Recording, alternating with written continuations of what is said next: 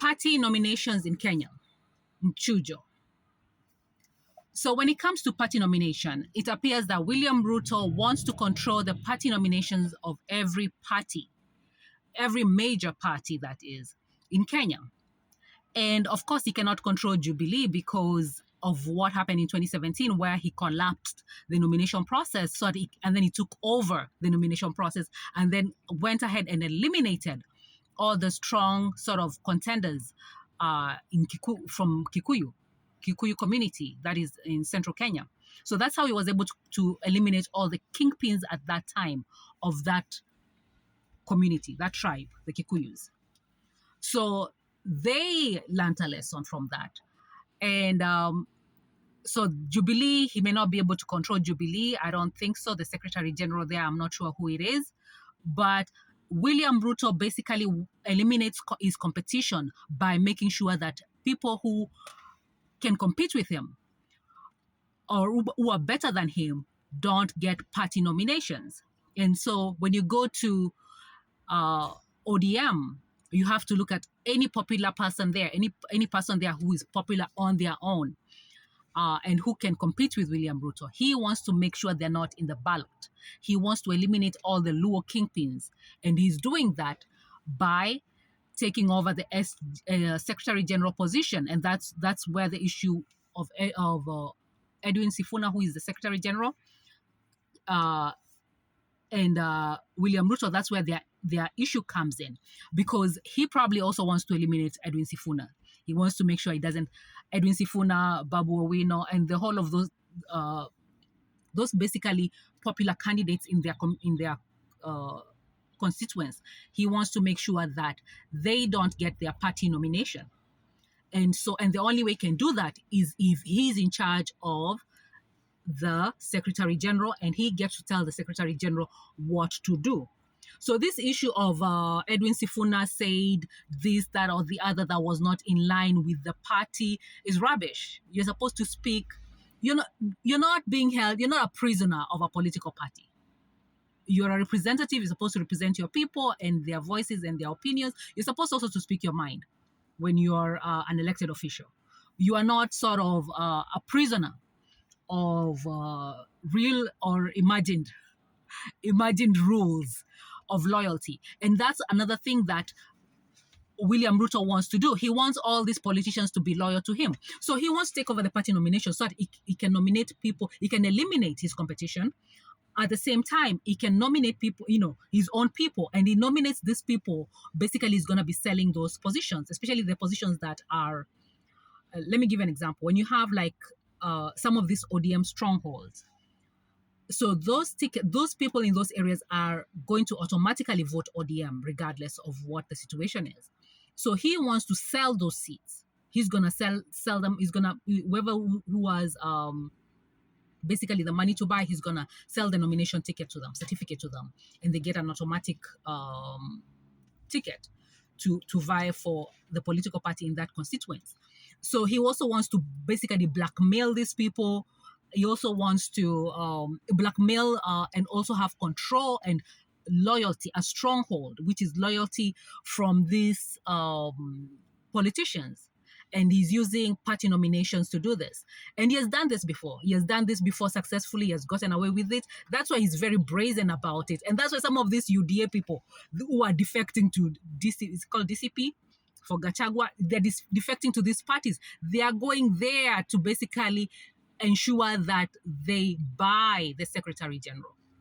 If they can't buy the Secretary General, they remove that Secretary General and find another Secretary General who can do what they want to do, which is basically ensure that the candidates they want to handpick are put in those positions. And also sort of basically create representation, what I talked in my previous video, representation without inclusion.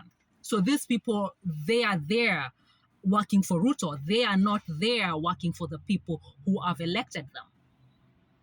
So this is something that needs to be stopped.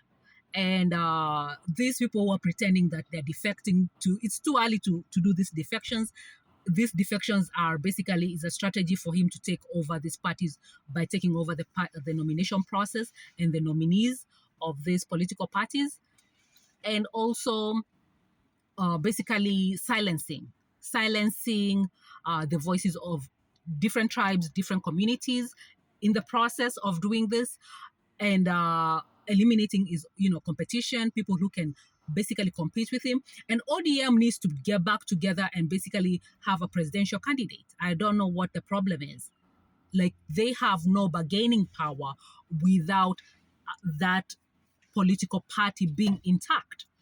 So the reason why people are telling the Secretary General Edwin Sifuna to move to other political parties is simply because of the loyalty issue.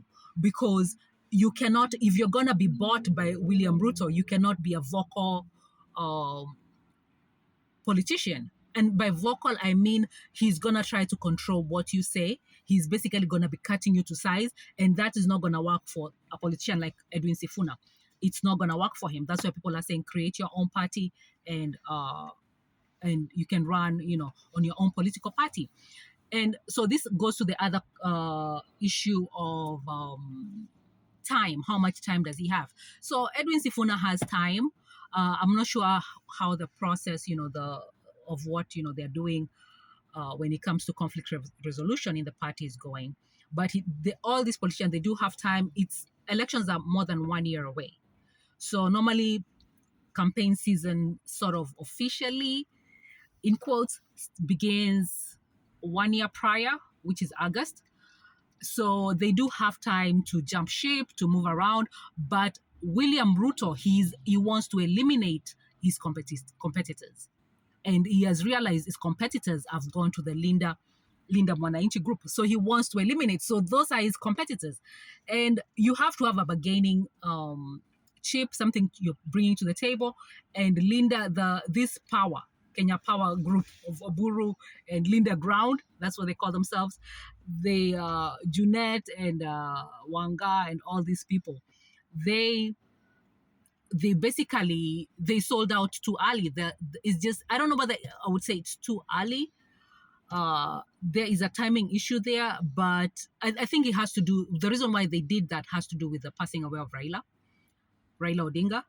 So it forced their hand, because I think they were supposed to do what they're doing later on in the year, or maybe next year. But the reality is, it is what it is right now. And they do need to figure out what to do. But William Ruto wants to control the nominations, and that needs to be stopped, because he's removing representation. He's basically silencing the smaller tribes, especially if you come from a smaller tribe. I don't know why you would support William Ruto.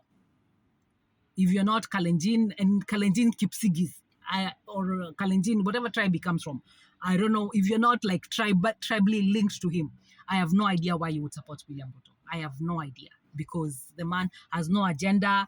He's just not just corrupt to the core. There is no vision there. There is no vision, just sabotaging people and all that stuff. So basically, that's what William Ruto is doing with the party nominations. He just wants to eliminate competition, silence other tribes, the smaller tribes. He wants to control the politicians in parliament and in the Senate and the governors. He wants to blackmail them and force them to buy nomination tickets, direct tickets. Basically, he wants to control the parliament, and he wants to control the entire. He wants to control all the elected officials who are in the government of Kenya, and that needs to be stopped. It's nonsense. It's nonsense. Like, he needs to have a seat. He needs to go. He needs to go. He needs to go, because, dude, why do you want to control everybody? Go control, I don't know, control yourself. How about that? How about you control yourself? So he can't even control himself. He's all over the place. So thank you very much for watching and listening. I had to stop somewhere and record this. I figured I'll show the freeway. And I will see you in the next one.